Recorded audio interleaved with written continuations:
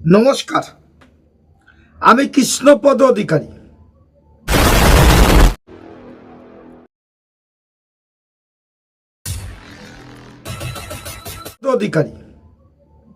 আমার ছোট্ট একটা ইউটিউব চ্যানেল আছে, চ্যানেলটার নাম don't care, Facebook page Krishna Krishna.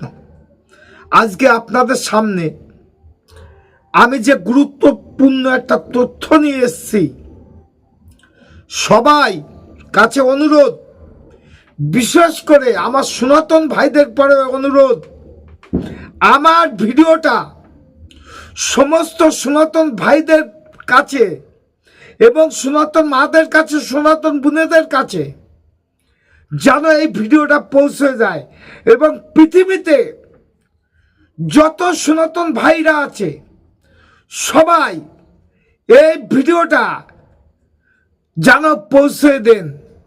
আমি জানি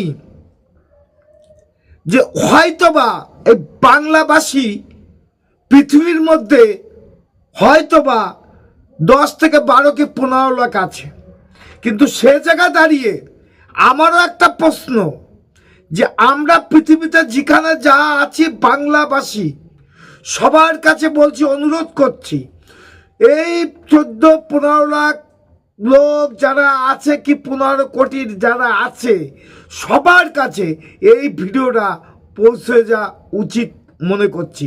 তাহলে চলেন কথা না বাড়িয়ে শুরু করা যাক ভিডিও।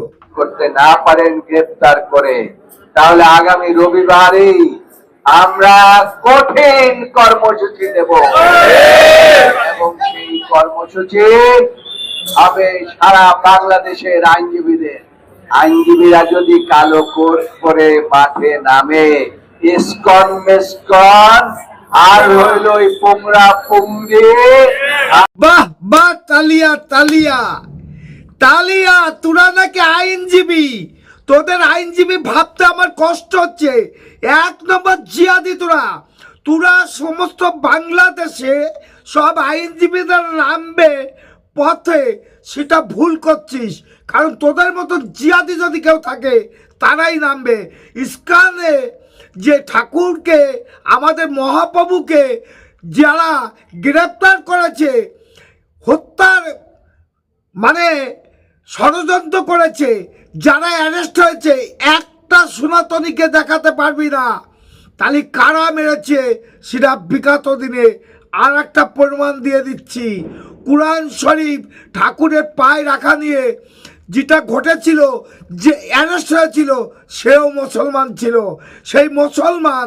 আর এখন জাতীয় পতাকা নিয়ে তোরা যেটা করছিস, তোরা করে সনাতনী পরে দোষ চাপাচ্ছিস, মেনে নেবে না সনাতনীরা। তাহলে দেখ তোদের ভিডিওটা, আমরা কি করতে পারি শিক্ষা দিয়ে দেব, দেখে নে ভিডিওটা। সরাসরি ভারতকে আক্রমণ করছেন। এই প্রশাসককে বলতে চাই, নুন আপনার আছে, আয়োডিনটা ভারতে। আমি শুধু একটা উদাহরণ দিলাম। আমি এখান থেকে দাবি করছি ভিসা 100% স্টপ করুন।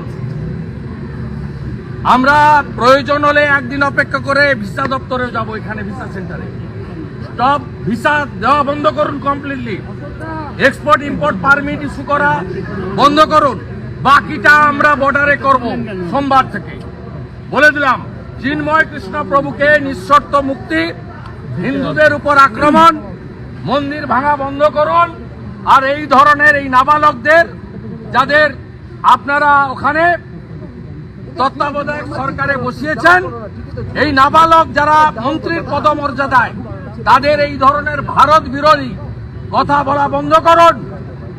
আর চিকিৎসা নেওয়ার জন্য করাচি আর লাহোরে যান। Madam, when sorry.